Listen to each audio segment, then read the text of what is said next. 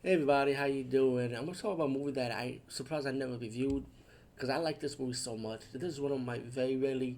There's a lot of Korean action movies. I think to me this is the number one, in my opinion. It's called The City of Violence. Before this movie and after this movie, the action movies in Korea, I mean South Korea, excuse me, it's kind of like here and there.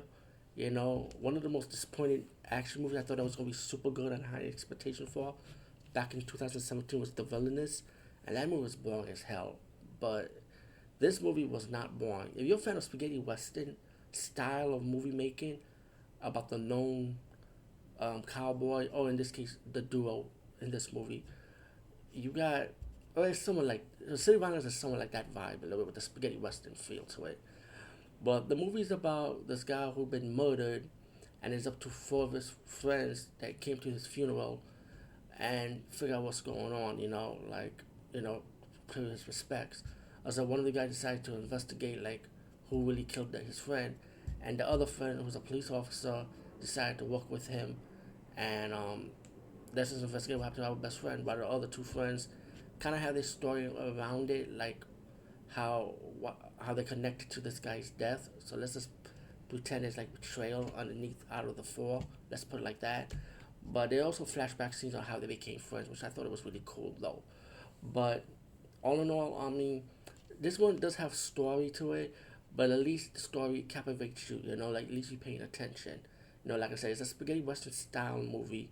I would say with instead of guns, you got punches and kicks instead. And then, like I said, they investigated, um, beating up other street gangs to get some information. Also, they find out that one of their own friend was the one who murdered their best friend pretty much of the group, of their childhood friend when they were growing up.